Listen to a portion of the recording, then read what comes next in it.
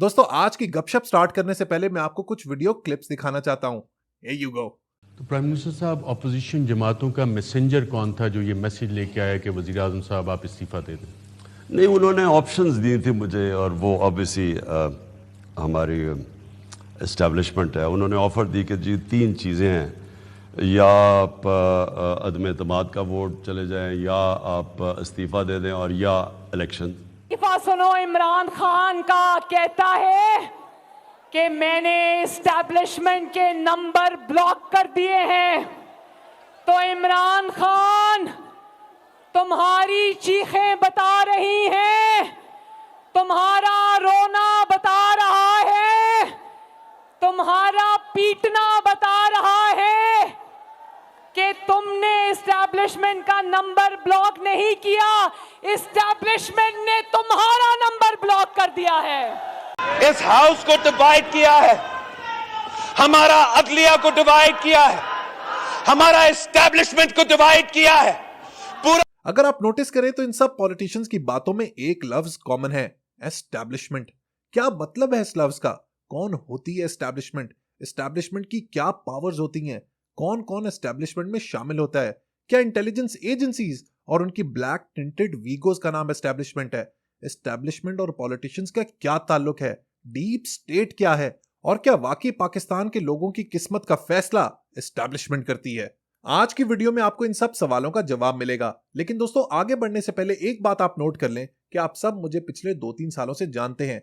मैंने हमेशा आप लोगों के सामने क्लियर, रैशनल और ऑब्जेक्टिव बात की है।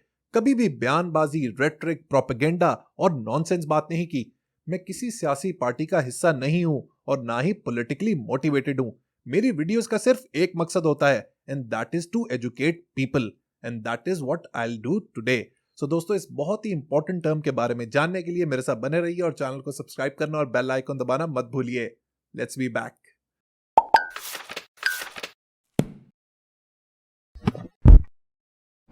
Welcome back. दोस्तों हमेशा याद रखें कि किसी भी इशू के गिर्द गिरें खोलने के लिए हमेशा उसके बेसिक्स यानी बुनियादी चीजों को समझें, इन डेप्थ अंडरस्टैंडिंग ले, उसके बाद डोर खुद ब खुद खुलती चली जाएगी। सो अपनी गुफ्तगू का आगाज करते हैं और समझते हैं कि इन जनरल एस्टेब्लिशमेंट है क्या। बेसिकली ये लफ्ज इस्तेमाल होता है किसी भी मुल्क में एक ऐसे डोमिनेंट और एलीट ग्रुप को डिस्क्राइब करने के लिए जो काफी मजबूत और पावरफुल होता है। इसमें उस मुल्क की इंटेलेक्चुअल और पॉलिटिकल एलीट शामिल होती है, एरिस्टोक्रेसी होती है, बड़े बड़े लैंड ओनर्स होते हैं, सिविल सर्वेंट्स होते हैं, लॉयर्स होते हैं, इंडस्ट्रियलिस्ट होते हैं और मिलिट्री के लोग होते हैं। यूजुअली अगर आप ऑब्जर्व करें तो ये लोग स्टेटस को का पार्ट हैं, जो उस निजाम के सबसे बड़े बेनिफिशियरीज होते हैं। इसका मतलब यह है कि निजाम लाने वाले भी वही और उससे सबसे ज्यादा फायदा उठाने वाले भी वही। अब इस पॉइंट को आप लोगों ने नोट कर लेना है क्योंकि ये एस्टैब्लिशमेंट का सबसे पहला फीचर है। निजाम के सबसे बड़े बेनिफिशियरीज, चाहे निजाम कोई भी हो, सबसे ज्यादा फायदा इन्हीं लोगों को होता है। दूसरा फीचर एस्टैब्लिशमेंट का है पावर। एस्टैब्लिशमेंट के लोग बहुत पावरफुल होते हैं। अब सवाल यह आता है कि इस पावर की सोर्स क्या है?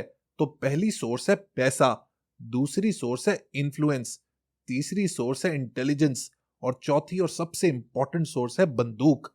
इन 4 ताकतों की लीथल कॉम्बिनेशन होती है एस्टैब्लिशमेंट।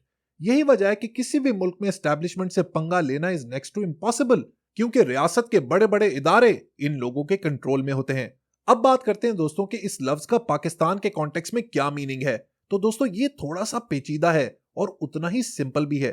पेचीदा इसलिए कि आप किसी भी शख्स को या किसी भी ग्रुप को पिन पॉइंट करके एग्जैक्टली ये नहीं कह सकते कि ये एस्टैब्लिशमेंट है या ये एस्टैब्लिशमेंट का हिस्सा है। ये लोग अपने घर या ऑफिस के बाहर तख्ती नहीं लगाते कि ये एस्टैब्लिशमेंट का ऑफिस है। ये इस तरह नहीं है कि मेरा नाम अगर शाहरुख है तो पूरी दुनिया को पता है कि मेरा नाम शाहरुख है। ये लफ्ज एस्टैब्लिशमेंट एक सिंबल है, एक बयानिया है, एक नाम है उन लोगों को एड्रेस करने का जो इसमें शामिल है। अब $1 मिलियन क्वेश्चन ये है कि इस ग्रुप, इस क्लीक का कौन कौन हिस्सा है। पाकिस्तान में मीडिया के लोग और पॉलिटिशियंस जब एस्टैब्लिशमेंट को एड्रेस कर रहे होते हैं तो वो कुछ स्पेसिफिक लोगों से बात कर रहे होते हैं। इन लोगों में से 2 पोजीशन सबसे ज्यादा इंपॉर्टेंट हैं। एक है चीफ ऑफ आर्मी स्टाफ और दूसरे हैं पाकिस्तान के टॉप इंटेलिजेंस एजेंसी ISI के चीफ। अब सवाल यह बनता है दोस्तों कि पाकिस्तान में ये 2 पोजीशंस इतनी पावरफुल कैसे हैं? क्योंकि इंडिया, USA, चाइना या यूरोप के किसी मुल्क में आपने कभी भी आर्मी चीफ या इंटेलिजेंस के हेड का नाम भी नहीं सुना होगा। So why these 2 positions are so powerful in Pakistan? अब इस बात को दोस्तों आप लोगों ने बहुत ध्यान से समझना है।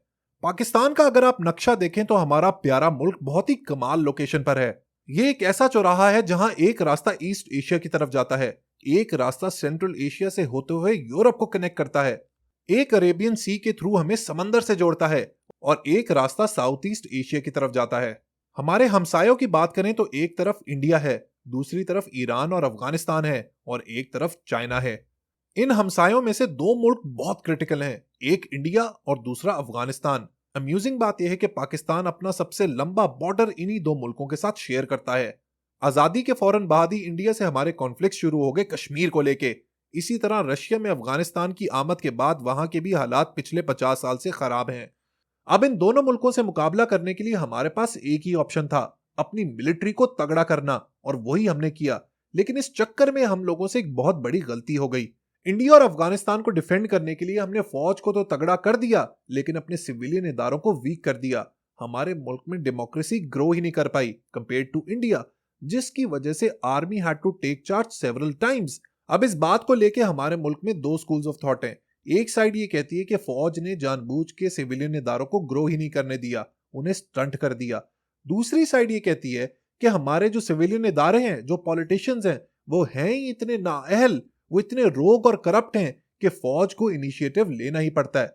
हमने दोस्तों इस बहस में नहीं पड़ना, so let's continue our journey. अब जब मिलिट्री इतनी ओमनीपोटेंट हो गई, इतनी पावरफुल हो गई, तो वहां भी तो इंसान बैठे हुए हैं, they can take right and wrong decisions.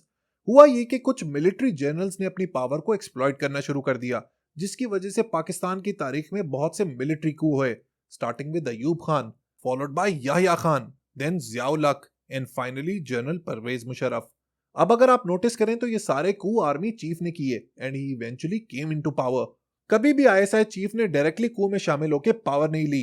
ये दोस्तों एक बहुत बड़ी वजह है एस्टैब्लिशमेंट की कामयाबी की। They are very disciplined, chain of command बहुत स्ट्रॉन्ग है, no one can bypass the chief, the boss.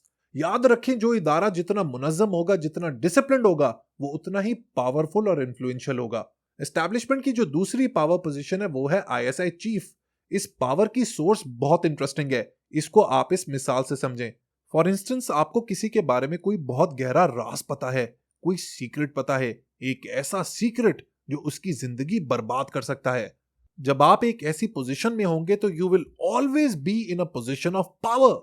ISI chief के पास भी कुछ ऐसी ही पावर है। उसको मुल्क के हर पॉलिटिशियन का इनसाइड आउट पता है, पॉलिटिकल पार्टीज के बारे में इंफॉर्मेशन है, मुल्क को जो इंटरनल और एक्सटर्नल थ्रेट्स हैं उनका भी इल्म है, and he has blanket approval to do whatever he wants. This is a position of extreme strength. So दोस्तों, ये दो जो पोजीशंस हैं, ये फाउंडेशंस हैं एस्टैब्लिशमेंट की। अब आगे बढ़ते हैं। एक बात दोस्तों याद रखें कि एस्टैब्लिशमेंट रेयरली खुद एक्ट करती है, they always need a political and societal cover to operate. ये कवर उनको प्रोवाइड करती हैं कुछ स्पेसिफिक पॉलिटिकल पार्टीज, कुछ पॉलिटिशियंस, कुछ खास ब्यूरोक्रेट्स, कुछ मीडिया पर्सनालिटीज, कुछ लॉयर्स, कुछ जजेस, कुछ इंडस्ट्रियलिस्ट और कुछ लैंड ओनर्स। ये ठीक एक चेस के गेम की तरह है, जिसमें प्यादे का काम है बादशाह के इशारों पर नाचना और उसे प्रोटेक्ट करना। यही बात स्टीफन कोहेन ने अपनी किताब द आइडिया ऑफ पाकिस्तान में कही थी। उसने लिखा था कि अयूब खान की एक बहुत बड़ी अचीवमेंट ये थी कि उसने एक इनफॉर्मल पॉलिटिकल सिस्टम अपने साथ रखा हुआ था। ये वो लोग थे जो मुल्क के कर्ता धर्ता थे, द मूवर्स एंड शेकर्स। इसमें मीडिया के लोग शामिल थे, जजेस थे, कुछ पॉलिटिशियंस थे, कुछ सिविल ब्यूरोक्रेट्स थे। इन लोगों ने अयूब खान की पावर को मजीद इम्पेटस प्रोवाइड किया and he kept on ruling for so many years. इन सब एलिमेंट्स को कंसोलिडेट करके जमा करके डीप स्टेट का नाम भी दिया जाता है। डीप स्टेट क्या है?